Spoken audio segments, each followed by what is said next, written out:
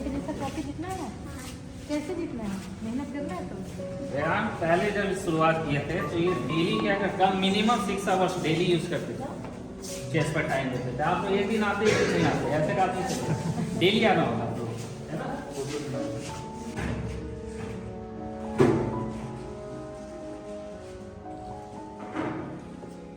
What is pin?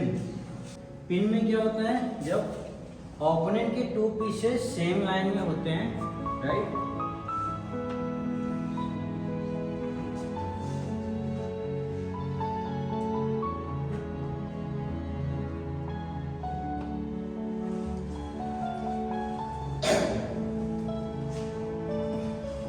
Opponent के two pieces same line में होते हैं, night and queen same line में है, राइट। बिशप G4, तो बिशप ने क्या किया है, नाइट को पिन कर दिया है। पिन क्या होता है, जब ओपोनेंट के टू पीसेस सेम लाइन में हैं और अगर फ्रंट पीस को ओपोनेंट पीस अटैक कर रहा है ना, अगर आप फ्रंट पीस को मूव करते हो तो पिन में क्या होता है, मोर वैल्यूएबल पीस कैप्चर हो जाता है, राइट। ओके।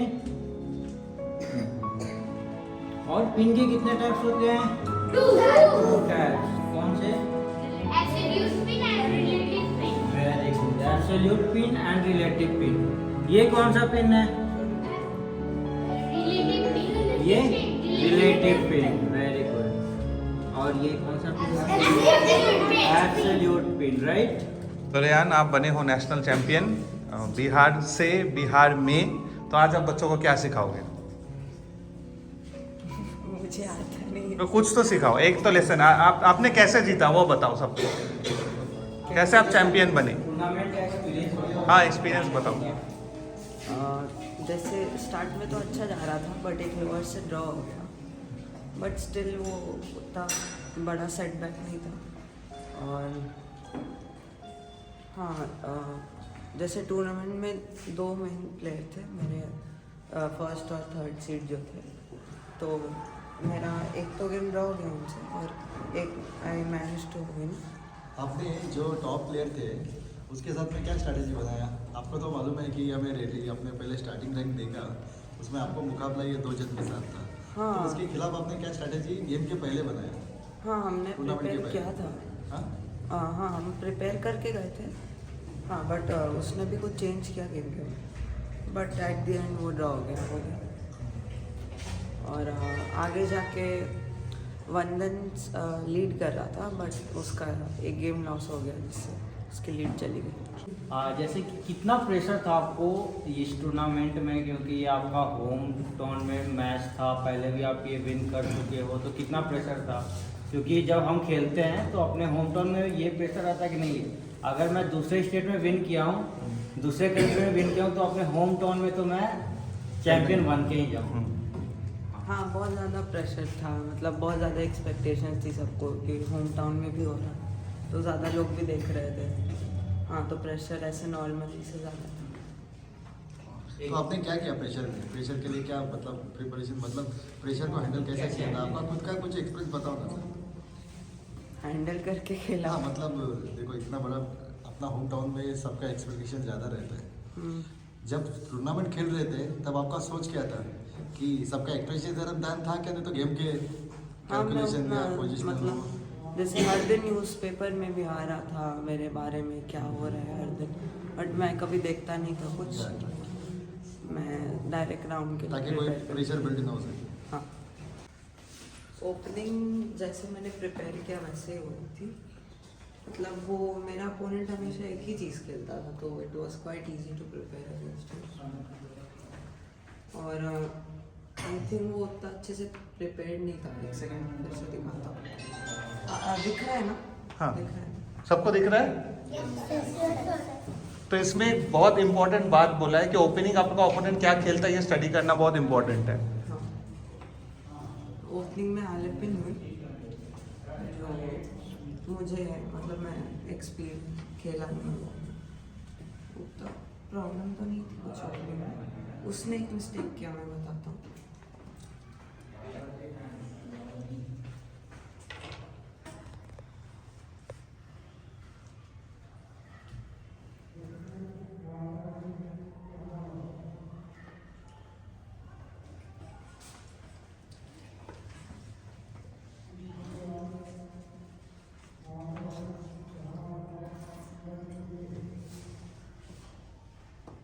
हाँ अभी उसने थोड़ी सी यूजलेस टाइप की बुक है यहाँ पे। उसने ये ठीक है, हाँ ये मूव मुझे उसकी अच्छी नहीं लगी थी, तो खराब मूव नहीं है, but it's like time waste हो रहा है इसमें से वाइट का। इधर वाइट सिंपली क्वीन ई और रुक एफ ऐसे डेवलप करना चाहिए, मतलब रुक्स कनेक्ट करके रुक को हाँ। लेके आना चाहिए। बट पता नहीं वो I think night D4 night D5 वो नहीं चाह रहा था, that's why played A3। But अभी सिंपली आई थिंक वाइट का जस्ट एक पॉइंट जा रहा है डायरेक्टली क्वीन D2 और मुझको ये पॉइंट मिल गया ओपनिंग से। और अभी बहुत ज़्यादा सिंप्लीफिकेशन हुआ इसके बाद। हाँ सॉरी बिशप टेक्स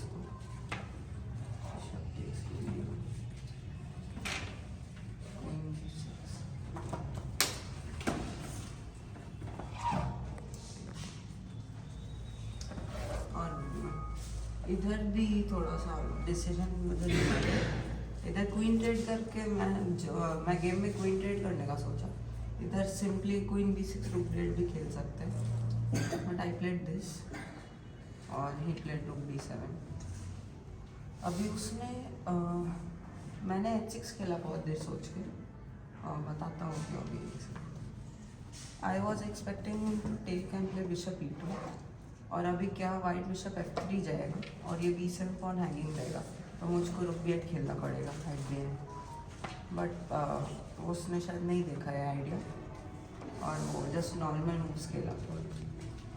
उसने B3 खेला और और मैंने अभी A6 खेला, B5 आ रहा है तो उसने स्टॉप किया। और अभी मैंने ये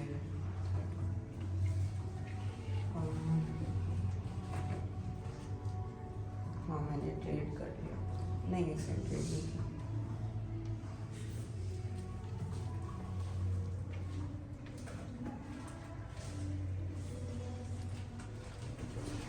हाँ एक सेकंड, उसने पहले एक क्वीन से लिया, ट्रेड कर लिया, फिर A4 खेला, बिशप C6 आ गया।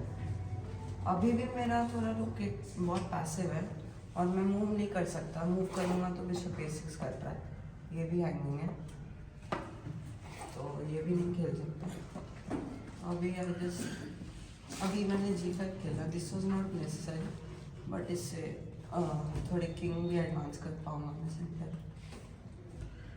फिर उसने B4 खेला, आई थिंक उसको बस ड्रॉ ही करना था, he also asked me a draw quite a good time, तो ये एक्सचेंज हो गया और मैंने अभी A5 खेला। ये पोजीशन भी एकदम पूरी विनिंग टाइप से नहीं है, बट ब्लैक ग्राइंड कर सकता है एक्स्ट्रा पॉन है तो। उसने यहाँ ये खेला, ये मुझे अच्छा नहीं लगा उसका। लाइक अभी वैसे वो प्रैक्टिकली ठीक ही डिसीजन है कि वाइट भी विन के लिए खेल सकता है इस पॉइंट के लिए। उसने अभी बिशप E2 खेला, रुक C1।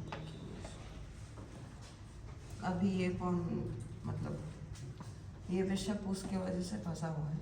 इधर वाइट बिशप H5 खेल सकता था, ये पॉन देके ये दोनों पॉन मिल रहे हैं, तो शायद उसको खेलना भी चाहिए था एक प्रैक्टिकल चांस के लिए, but he just played B6 which I don't think so a good move. Bishop C6 okay sir, तो उसने ऐसे ही पॉन दे दिया और अभी वो ये पॉन ले भी नहीं सकता क्योंकि रुक B2 आ रहा है और F2 भी जाएगा और गेम लॉस्ट है पूरी। तो उसने ये पॉन दे दिया और फिर किंग G3 खेला और later down I just won with the 2 pawns. कैसा लगा आप लोगों को गेम?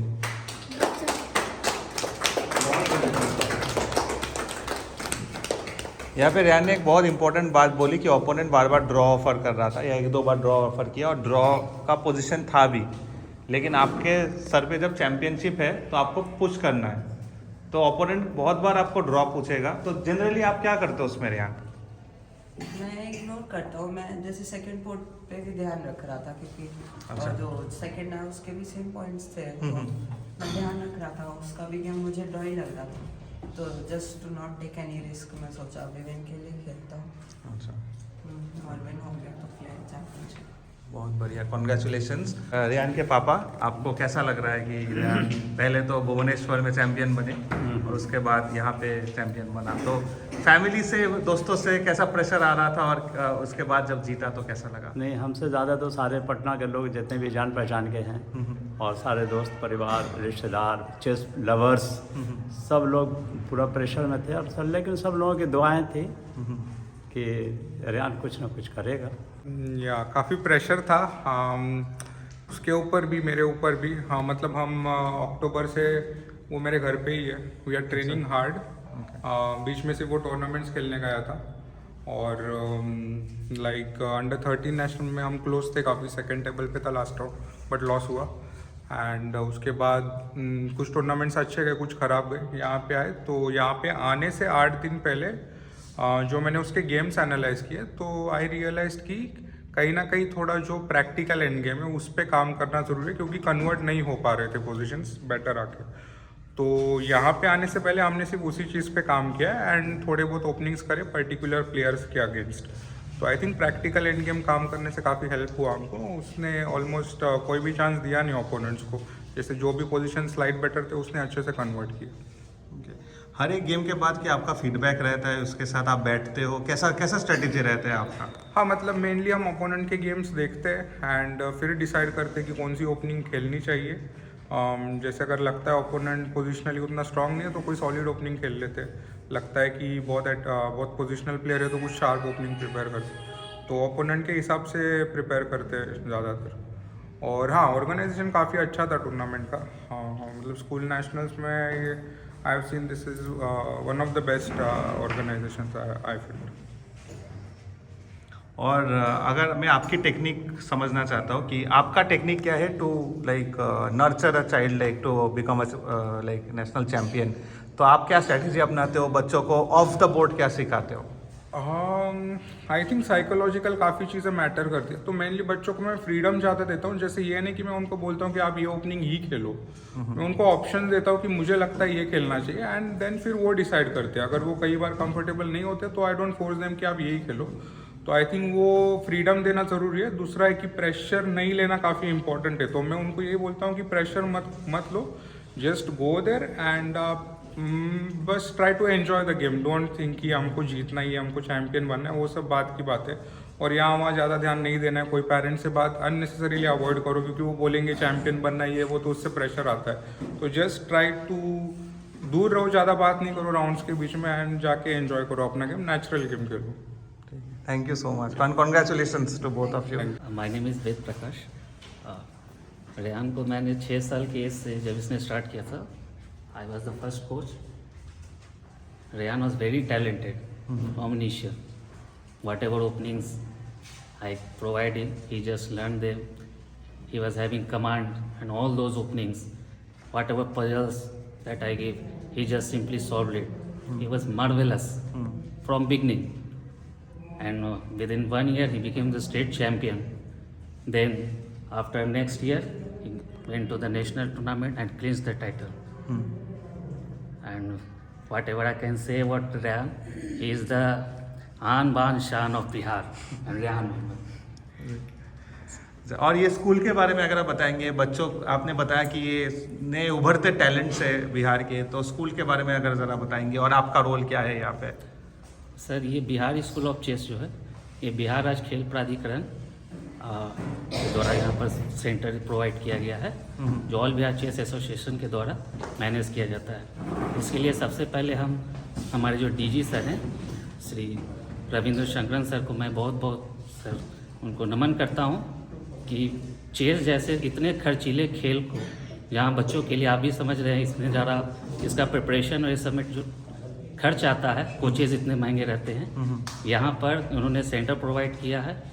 हर मंथ यहाँ पर एक इवेंट हम लोगों ने डिसाइड किया है कि ये होगा, और यहाँ सिंपली एक 100 रुपये केवल एडमिशन चार्ज एक फॉर्म में, बस उसको फिलअप करते हैं और बच्चे they take admission and we have. Sir, मैं ऐसे गवर्नमेंट जॉब में हूँ, हेल्थ डिपार्टमेंट में हूँ, but on special regard to the Ravindra Shankaran sir, उन्होंने मुझे यहाँ डिप्यूट किया है for training all this students sir. So let's see, and especially also many regard to Dharmendra sir also. He's also doing very hard work and programming all these programs. That's why we are able to conduct latest 12th national school championships there. Thank you. आपको बताना चाहते हैं? यहाँ Bihari school of chess का motive हमारा ये था कि बहुत सारे बच्चे हैं जो मतलब कि जो कोचेस जो प्राइवेट इंस्टीट्यूट वगैरह होता है वहाँ शायद वो वियर नहीं कर पाते थे। तो धर्मेंद्र सर का एक ये था रोल था कि वो चाहते थे कि मतलब सारे बच्चे को एक प्लेटफॉर्म तो मिले जिससे वो यहाँ पे वो सीख सके और फाइनेंशियली उन्हें प्रॉब्लम ना हो। तो यहाँ जैसे सर ने बताया 100 रुपीज़ वो आपका एडमिशन चार्ज है और 500 आपका मंथली चार्ज लगता है, और जिसमें आप मंडे टू सैटरडे आप 4 to 6 PM तक आप डेली आ सकते। बच्चे आते हैं, सीखते हैं, प्लेइंग सेशन भी होता है और हम लोग उन्हें टीचिंग क्लास भी होता है अभी। और यहाँ पे मैक्सिमम बच्चे मीन्स कि ये बिहार स्कूल ऑफ चेस के चलते ही वो आए, एडमिशन लिए और प्ले किए, और around 15 to 20 student national school में भी पार्टिसिपेट किया। और मैंने देखा बहुत सारे बच्चे जो मतलब कि 3.5 पॉइंट बनाया। फर्स्ट टूर्नामेंट है, this is not the first national, first tournament, और उन्होंने 3 पॉइंट एंड 3.5 पॉइंट बनाया है। तो ये हम लोग एक्सपेक्ट कर सकते हैं कि आने वाले टाइम में बिहार स्कूल ऑफ चेस से भी नेशनल प्लेयर, इंटरनेशनल प्लेयर आने वाले टाइम में ज़रूर होंगे।